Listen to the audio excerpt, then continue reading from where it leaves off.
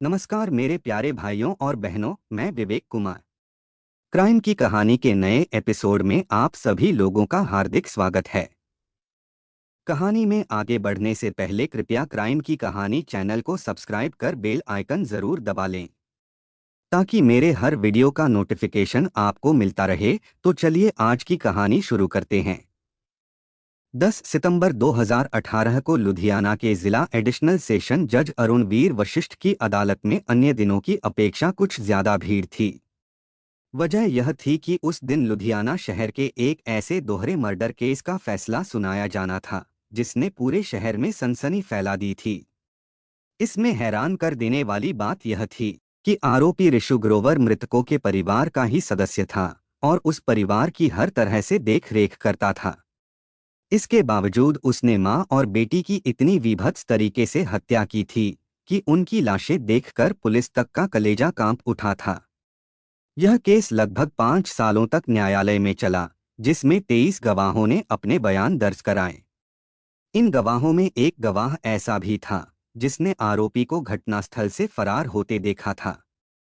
अभियोजन पक्ष ने इस केस में पुलिस वालों, फोटोग्राफर, फिंगरप्रिंट एक्सपर्ट, पोस्टमार्टम करने वाले डॉक्टरों आदि के बयान भी अदालत में दर्ज कराए थे।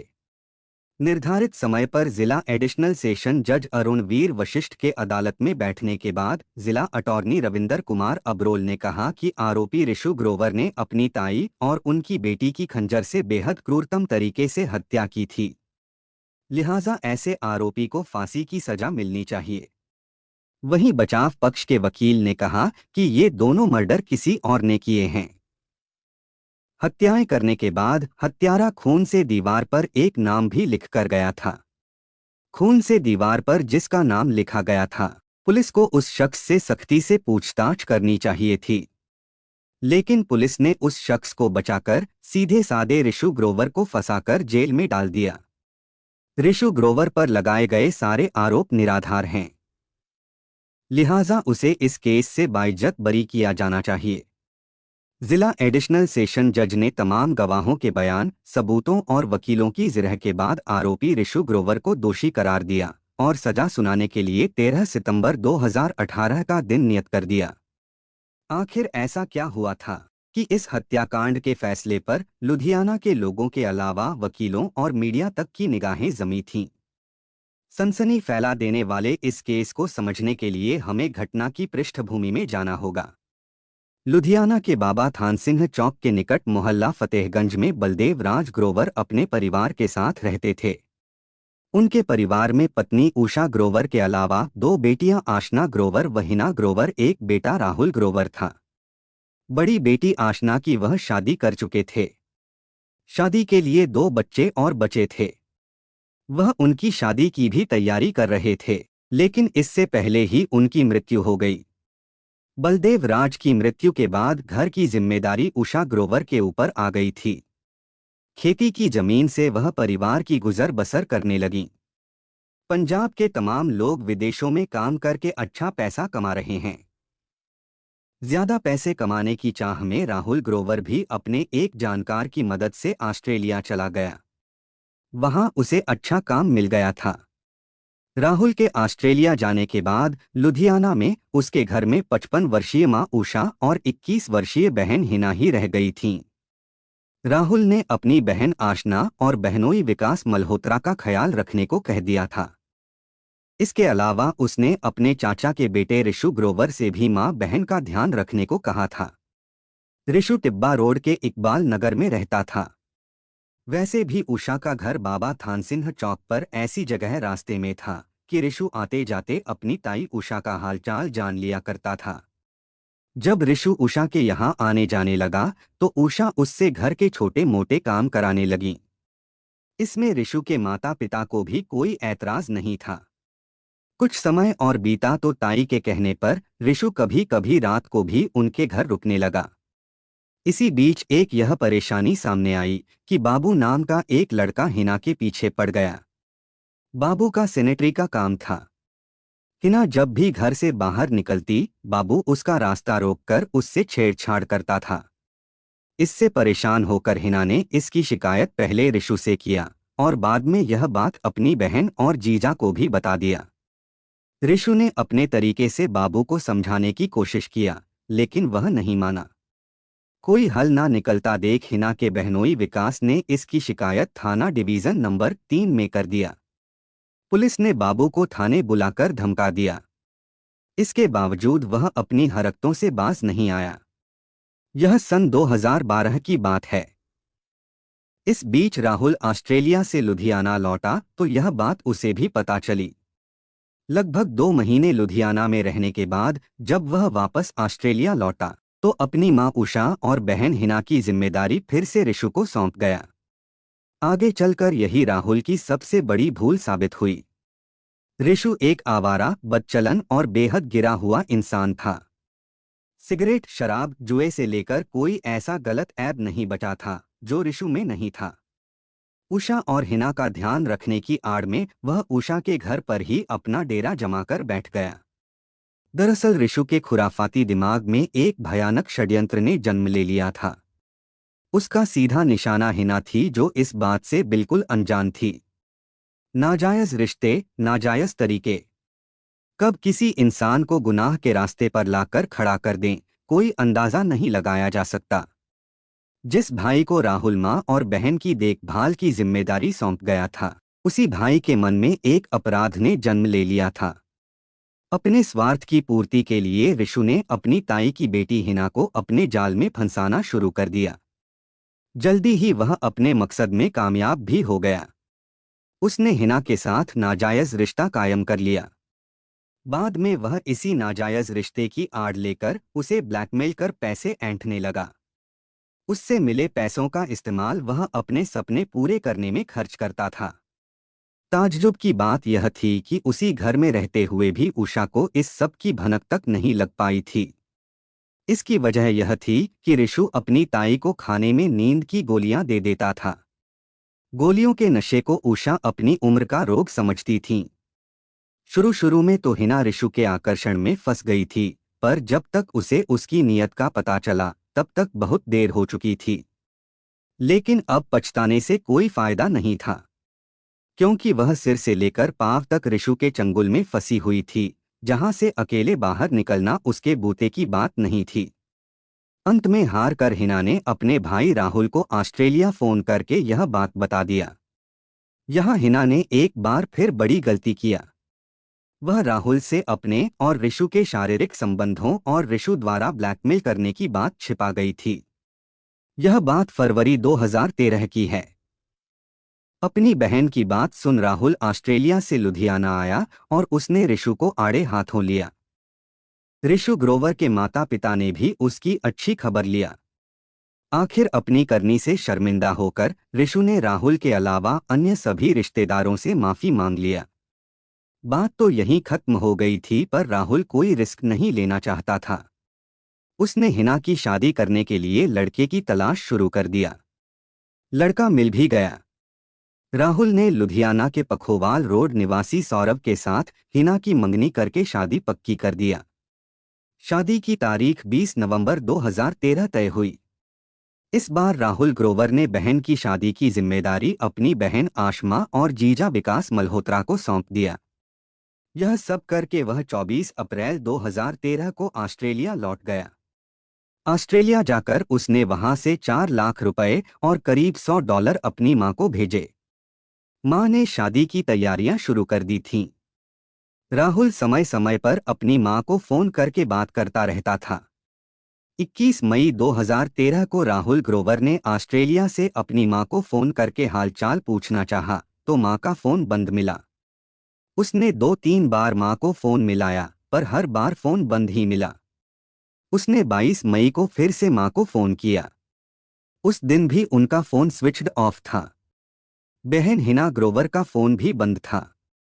राहुल परेशान था कि दोनों के फोन क्यों नहीं मिल रहे। फिर उसने अपने जीजा विकास मल्होत्रा को फोन कर कहा, जीजा जी, पता नहीं क्यों मां और हिना का फोन नहीं मिल रहा है। मैं कल से कोशिश कर रहा हूं। आप वहां जाकर पता तो करें क्या बात है। ऐसी तो कोई बात नहीं है। मैं और आशमा कल रात को वहीं थे। हो सकता है वे लोग सो रहे हों या कोई सामान खरीदने बाजार गए होंगे। फिर भी मैं जाकर देखता हूँ, विकास ने कहा। उसके बाद विकास अपनी पत्नी आशमा को लेकर ससुराल गया। दोनों ने वहां जाकर देखा तो मकान का मुख्य दरवाजा बंद जरूर था, पर उसमें कुंडी नहीं लगी थी। असमंजस की हालत में विकास ने अंदर जाकर देखा तो नीचे वाले कमरे में बेड पर सास उषा ग्रोवर की खून से लथपथ लाश पड़ी थी। मां की लाश देखकर आशमा की चीख निकल गई। विकास मल्होत्रा भी घबरा गया और सोचने लगा कि हिना कहाँ है। इसके बाद उसने ऊपर के फ्लोर पर जाकर देखा तो बाथरूम के बाहर हिना ग्रोवर की भी खून से सनी लाश पड़ी थी। उसकी लाश के पास दीवार पर खून से बाब लिखा हुआ था। बाब यानी बाबू। विकास को यह समझते देर नहीं लगी थी कि ये दोनों हत्याएं बाबू सेनेटरी वाले ने ही की हैं, क्योंकि वह हिना को अक्सर परेशान करता था। विकास ने इसकी सूचना थाना डिवीजन 3 को दे दिया। साथ ही उसने फोन द्वारा राहुल को भी बता दिया। सूचना मिलते ही inspector Brijmohan, SI Pritpal Singh, ASI Rajwant Pal, हवलदार वरिंदर पाल सिंह, सरजीत सिंह और सिपाही राजिंदर सिंह के साथ बताए गए पते की तरफ रवाना हो गए। घटनास्थल पर पहुंचकर उन्होंने लाशों का मुआयना किया तो पता चला कि उनकी हत्या किसी धारदार हथियार से की गई थी। मौके पर उन्होंने क्राइम टीम को बुलवाया। कई जगह से फिंगरप्रिंट और खून के सैंपल लिए और दोनों लाशों को पोस्टमार्टम के लिए सिविल अस्पताल भेज दिया। प्राथमिक पूछताछ में विकास मल्होत्रा से यह बात भी पता चली थी कि वारदात को अंजाम देने के बाद हत्यारे घर में रखे 4 लाख रुपए, $100 और सोने की एक चेन भी ले गए थे। विकास के बयानों के आधार पर पुलिस ने इस दोहरे हत्याकांड का मुकदमा आईपीसी की धारा 302, 460 के तहत दर्ज करके तफ्तीश शुरू कर दिया। विकास ने इस हत्याकांड का शक बाबू पर जाहिर किया था और दीवार पर भी खून से बाब लिखा हुआ था। इसलिए इंस्पेक्टर बृजमोहन ने बाबू को हिरासत में लेकर पूछताछ शुरू कर दिया। सख्ती से पूछताछ करने पर भी बाबू इस हत्याकांड के बारे में कुछ नहीं बता पाया था। उसका कहना था कि वह हिना का पीछा जरूर करता था, पर इन हत्याओं में दूर दूर तक भी उसका कोई हाथ नहीं है। अचानक पुलिस को शक हुआ कि कहीं पैसों के लालच में विकास ने ही तो इस घटना को अंजाम नहीं दिया, क्योंकि उसे भी पता था कि घर में इतना कैश रखा है। फोरेंसिक रिपोर्ट में यह बताया गया था कि घटनास्थल से मिले खून के सैंपल के साथ एक किसी तीसरे आदमी का भी खून था, जो शायद हत्यारे का था। इन्हीं आशंकाओं को देखते हुए पुलिस ने विकास से पूछताछ किया। विकास ने भी खुद को बेकसूर बताया। उससे की गई पूछताछ के बाद भी पुलिस को हत्यारों से संबंधित कोई सुराग नहीं मिला। संभावनाओं का पिटारा पुलिस के सामने खुला हुआ था, लेकिन अभी तक कोई ठोस लीड नहीं मिल रही थी। तफ्तीश के दौरान पुलिस को एक ऐसा शख्स मिला जिसने हत्यारे को घर से निकलते देखा था और वह उसे अच्छी तरह से पहचानता भी था। इसके बाद पुलिस ने अन्य सबूत जुटाने के लिए हिना के मोबाइल फोन की कॉल डिटेल्स निकलवाकर खंगाली। उसमें कई संदिग्ध नंबर थे। उन सभी नंबरों में एक नंबर ऐसा भी था जिस पर हिना की सबसे ज्यादा बातें होती थीं। वह नंबर हिना के चचेरे भाई ऋषु ग्रोवर का था। इस हत्याकांड के 2 दिन बाद राहुल भी ऑस्ट्रेलिया से आ गया। 25 मई को ही वह इंस्पेक्टर बृजमोहन से मिला। राहुल ने बताया कि ऋषु ने उसकी बहन हिना से नाजायज संबंध बना लिए थे। इतना ही नहीं, वह हिना को ब्लैकमेल कर उससे पैसे भी ऐंठता रहता था। राहुल के बयानों ने इस केस का पासा पलट दिया और कातिल सामने आ गया। पता चला कि हिना और उषा का हत्यारा कोई और नहीं बल्कि ऋषु ग्रोवर था। पुलिस ने ऋषु को हिरासत में ले लिया। ऋषु के खून की जांच कराई गई तो वह उसी खून से मैच कर गया जो घटनास्थल पर मृतकों के अलावा मिला था। ऋषु से सख्ती से पूछताछ की गई तो उसने अपना जुर्म कबूल कर लिया। उसकी निशानदेही पर इंस्पेक्टर बृजमोहन ने नाले से हत्या में इस्तेमाल खंजर, प्लास्टिक के दस्ताने और एक रुमाल बरामद किया। पुलिस ने हत्या के बाद लूटे हुए पैसों में से 2,11,000 रुपए और $100 भी बरामद कर लिए। कार्रवाई पूरी करने के बाद ऋषु को न्यायिक हिरासत में जेल भेज दिया गया था। तफ्तीश पूरी करने के बाद इंस्पेक्टर ब्रिजमोहन ने 1 महीने बाद इस केस की चार्जशीट अदालत में दाखिल कर दी थी। पुलिस ने अदालत में तमाम गवाह पेश किए। उनमें एक ऐसी महिला गवाह थी जिसने इस हत्याकांड को अंजाम देने के बाद रिशु को घटनास्थल से फरार होते देखा था। दरअसल वह महिला रोज तड़के 2:30 बजे सेवा करने के लिए गुरुद्वारा साहिब जाती थी। उसी समय उसने रिशु को उषा के घर से निकलते देखा था। अदालत ने उस महिला की गवाही को अहम माना।